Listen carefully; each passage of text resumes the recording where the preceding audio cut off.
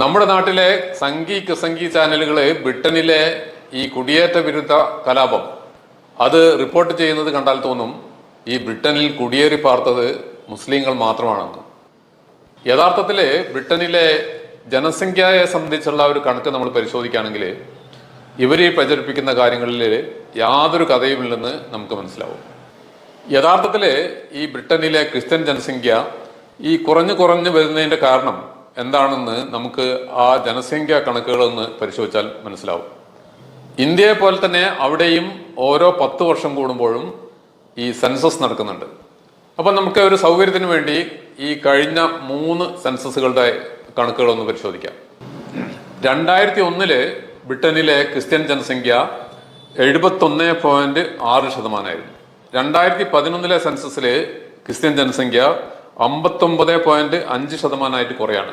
2021 അത് വീണ്ടും കുറഞ്ഞ് 46.53% മാറുകയാണ്.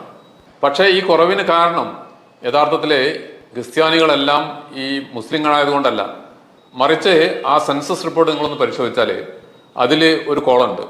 ആ കോളത്തില് ജനങ്ങളോട് എന്താണ് മതം എന്ന് ചോദിക്കുന്ന സമയത്ത് അവര് ഒരു മതവുമില്ല എന്ന് പറയുന്ന ആളുകളുടെ എണ്ണം അവിടെ കൂടി വരികയാണ്.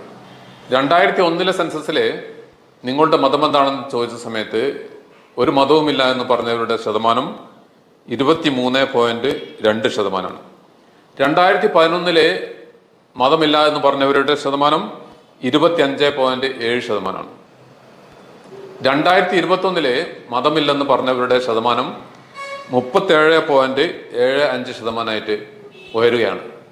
അപ്പൊ യഥാർത്ഥത്തില് ഈ മതമില്ല എന്ന് പറഞ്ഞ ആളുകളെല്ലാം നേരത്തെ ക്രിസ്ത്യാനികളായിരിക്കണം, അല്ലെങ്കിൽ അവരിൽ കുറച്ച് ഭാഗം ആൾക്കാര് ഇസ്ലാം മതത്തിൽ പോയിട്ടുണ്ടാവും, അല്ലെങ്കിൽ ഹിന്ദു മതത്തിൽ പോയിട്ടുണ്ടാവും, അല്ലെങ്കിൽ സിഖ് മതം, ബുദ്ധമതം ഇതിലൊക്കെ ചേർന്നിട്ടുണ്ടാവും, വളരെ കുറഞ്ഞ ആൾക്കാർ.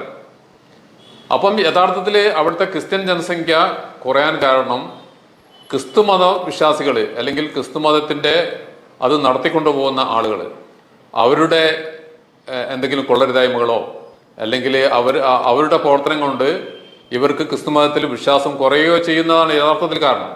ഇതുകൊണ്ട് മുസ്ലിങ്ങൾ ആരും തന്നെ ഇംഗ്ലണ്ടിലേക്ക് കുടിയേറി പാർക്കുന്നില്ല എന്നല്ല ഈ പറഞ്ഞതിനർത്ഥം. കുടിയേറ്റം നടക്കുന്നുണ്ട്. ഈ കുടിയേറ്റം നടക്കുന്നത് തന്നെ 2ാം ലോക മഹായുദ്ധത്തിന്റെ ശേഷമാണ്.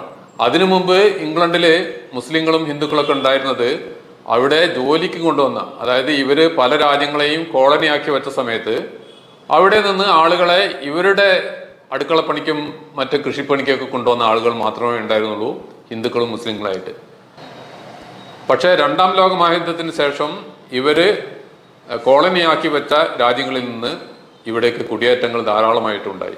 പിന്നെ ഈ അടുത്ത കാലത്തായിട്ട് അമേരിക്കയുടെയും ബ്രിട്ടന്റെയും ഒക്കെ സഖ്യ സേനകള് ഈ ഗൾഫ് രാജ്യങ്ങളിൽ, പ്രത്യേകിച്ച് ഇറാഖില്, സിറിയയില്, യമനിലൊക്കെ നടത്തിയ അവരുടെ കടന്നേറ്റത്തിന്റെ ഫലമായിട്ടുണ്ടായിട്ടുള്ള അവിടുത്തെ ആഭ്യന്തര സംഘർഷത്തെ തുടർന്ന് ഈ അടുത്ത കാലത്തായിട്ട് വേറെയും കുടിയേറ്റം നടന്നിട്ടുണ്ട്.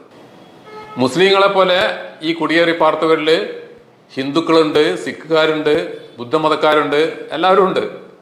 അപ്പൊ കുടിയേറ്റം എന്ന് പറയുന്നത് ഒരു വിഭാഗത്തിന്റെ മാത്രം പ്രശ്നമല്ല. നമുക്ക് 2001 മുതലുള്ള അവിടുത്തെ നോൺ ക്രിസ്ത്യൻ പോപ്പുലേഷന്റെ കണക്ക് പരിശോധിച്ചാൽ ഇത് മനസ്സിലാവും. 2001 ബ്രിട്ടനിലെ മുസ്ലിം പെർസെൻറ്റേജ് 2.7%. 2011 അത് 4.4% കൂടി. 2021 സെൻസസിലെ മുസ്ലിം ജനസംഖ്യ 5.97% ഉയർന്നു. അതുപോലെ തന്നെ ഹിന്ദു ജനസംഖ്യയും വർദ്ധിക്കുന്നതായിട്ട് കാണാം. 2001 ഹിന്ദു ജനസംഖ്യ 1% മാത്രമായിരുന്നു. 2011 അത് 1.3% 2021 അത് 1.59% മാറുന്നു. അതുപോലെ തന്നെ വിശാലാർത്ഥത്തില് ഹിന്ദുമതത്തിന്റെ ഭാഗമെന്ന് കരുതാവുന്ന സിഖ് ജനസംഖ്യയും അവിടെ കൂടുന്നുണ്ട്. 2021 ഈ ബ്രിട്ടനിലെ സിഖ് ജനസംഖ്യ 0.79% ആണ്. അതുപോലെ തന്നെ ബുദ്ധമതക്കാര് 0.43%. പിന്നൊരു കാര്യം നമ്മൾ മനസ്സിലാക്കേണ്ടത്, ഈ സംഘികളുടെയും ക്രിസ്സംഘികളുടെയും ഈ ക്യാമ്പയിൻ കണ്ട നമുക്ക് തോന്നുക ഇംഗ്ലണ്ട് എന്ന് പറഞ്ഞാല് ക്രിസ്തുവിന്റെ കാലത്ത് തന്നെ അവിടെ ക്രിസ്തുമതം എത്തിയെന്നാണ് ഇവരുടെ പ്രചാരണം കണ്ടാൽ തോന്നുക. യഥാർത്ഥത്തില് 3ാം നൂറ്റാണ്ടിൽ, ക്രിസ്തുവിന് ശേഷം 3ാം നൂറ്റാണ്ടിൽ മാത്രമാണ് ക്രിസ്ത്യാനിറ്റി ഇംഗ്ലണ്ടിൽ എത്തിയത്. അതിനു മുമ്പ് അവിടുത്തെ മതവിശ്വാസം എന്തായിരുന്നു എന്ന് പറയുന്നത് ഒരു പാഗനിസം എന്ന് പറയാവുന്ന, അതായത് പ്രകൃതിയെ ആരാധിക്കുക, അല്ലെങ്കിൽ അതുപോലെ തന്നെ ഏതെങ്കിലും കൾട്ടിനെ ആരാധിക്കുക, അല്ലെങ്കിൽ ഏതെങ്കിലും തരത്തിലുള്ള വിഗ്രഹങ്ങളെ ആരാധിക്കുന്ന ആ വിഭാഗമായിരുന്നു ഇംഗ്ലണ്ടിൽ ഉണ്ടായിരുന്നത്. പിന്നെ അവർ ക്രിസ്ത്യാനികളായി മാറുന്നത് 3-ാം നൂറ്റാണ്ട് മുതലാണ്. അതുപോലെ തന്നെ മറ്റെല്ലാ രാജ്യങ്ങളിലും അങ്ങനെ തന്നെയല്ലേ. നമുക്കറിയാം, അമേരിക്കയിലെ റെഡ് ഇന്ത്യൻസ് എന്ന് പറയുന്നത് അവര് ഒരിക്കൽ പോലും ക്രിസ്ത്യാനികളായിരുന്നില്ല. അതുപോലെ തന്നെ ഓസ്ട്രേലിയയില് അവിടുത്തെ ആദിമനിവാസികൾ ക്രിസ്ത്യാനിറ്റി ആയിരുന്നില്ലല്ലോ അവർക്ക് ഉണ്ടായിരുന്നത്. അപ്പൊ അങ്ങനെ നോക്കുന്ന സമയത്ത് ലോകത്തുടനീളം ഈ കുടിയേറ്റങ്ങളും മതപരിവർത്തനങ്ങളും ഒക്കെ ധാരാളമായിട്ട് നടന്നിട്ടുണ്ട്, ഇപ്പോഴും നടക്കുന്നുണ്ട്. ഇന്ത്യയിൽ തന്നെ നമുക്കറിയാമല്ലോ, നമ്മുടെ വടക്ക് കിഴക്കൻ സംസ്ഥാനങ്ങളിൽ നേരത്തെ ക്രിസ്ത്യാനിറ്റി ഉണ്ടായിരുന്നു. ഇപ്പം പല സംസ്ഥാനങ്ങളിലും അവിടെ ക്രിസ്ത്യൻ ഭൂരിപക്ഷമല്ലേ. പിന്നെ ഇവർ മനസ്സിലാക്കേണ്ടത്, ബ്രിട്ടനിലുള്ള ഈ കുടിയേറ്റ വിരുദ്ധ പ്രക്ഷോഭം യഥാർത്ഥത്തിൽ ആ പ്രക്ഷോഭം മുസ്ലിങ്ങൾക്ക് എതിരെ മാത്രമല്ല, അതില് മുസ്ലിം വിരുദ്ധത കുറച്ച് കൂടുതലുണ്ട് എന്നുള്ളത് ശരിയാണ്. പക്ഷേ അവരുടെ എതിർപ്പ് എന്ന് പറയുന്നത് എല്ലാതരം കുടിയേറ്റക്കാരുമാണ്. ബ്രിട്ടനില് നിലവിൽ, അതായത് 2024 ആകെയുള്ള ജനസംഖ്യ എന്ന് പറയുന്നത് 6.69 കോടി ആളുകളാണ്. അതില് 5.97% മുസ്ലിങ്ങൾ. അവരുടെ എണ്ണം എന്ന് പറയുന്നത് ഏതാണ്ട് 40 ലക്ഷമാണ്. ഹിന്ദുക്കളുടെ എണ്ണവും അത്ര കുറവൊന്നുമല്ല, 10.66 ലക്ഷമാണ് ഹിന്ദുക്കളുടെ മാത്രം ജനസംഖ്യ. അതിനു പുറമെ സിഖുകാര് 5.36 ലക്ഷമുണ്ട്, ബുദ്ധമതക്കാര് 2.90 ലക്ഷമുണ്ട്. അപ്പം നമ്മള് കുടിയേറ്റ വിരുദ്ധതയെ പ്രോത്സാഹിപ്പിച്ചാല് അത് അന്തിമമായിട്ട് എല്ലാ വിഭാഗം ആളുകൾക്കും എതിരായിട്ടും അത് തിരിയുമെന്നുള്ള ഉറപ്പാണ്. ഏതായാലും ഒരു കാര്യം ഉറപ്പാണ്, ഈ ബ്രിട്ടനിലെ ഈ കലാപം അവിടുത്തെ ലേബർ പാർട്ടിക്കാരനായിട്ടുള്ള പ്രധാനമന്ത്രി കീർ സ്റ്റർമറിന്റെ ശക്തമായിട്ടുള്ള നിലപാട് കാരണം അത് ഏറെക്കുറെ അമർന്നിരിക്കുകയാണ്. അദ്ദേഹം പറഞ്ഞത്, ഈ ബ്രിട്ടനിലെ ഈ കുടിയേറ്റ വിരുദ്ധതയ്ക്കും മുസ്ലിം വിരുദ്ധതയ്ക്കും വംശീയതയ്ക്കും യാതൊരു സ്ഥാനവുമില്ലെന്ന് വളരെ അസന്നിഗ്ധമായിട്ട് അദ്ദേഹം പ്രഖ്യാപിച്ചിരിക്കുകയാണ്.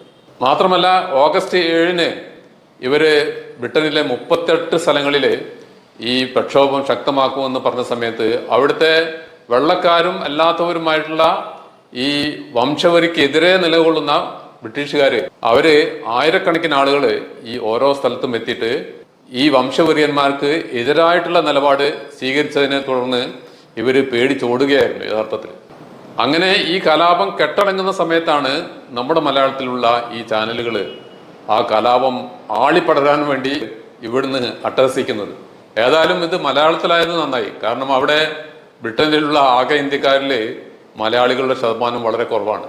ഏതായാലും ഈ ചാനലുകൾ കേട്ടിട്ട് ഈ മലയാളികൾക്കിടയിലെങ്കിലും ഈ മുസ്ലിം വിരുദ്ധത ആളിക്കത്തിക്കാൻ വേണ്ടി ഈ ചാനലുകൾക്ക് കഴിയുമെന്ന് അവർക്ക് ആശ്വസിക്കാം.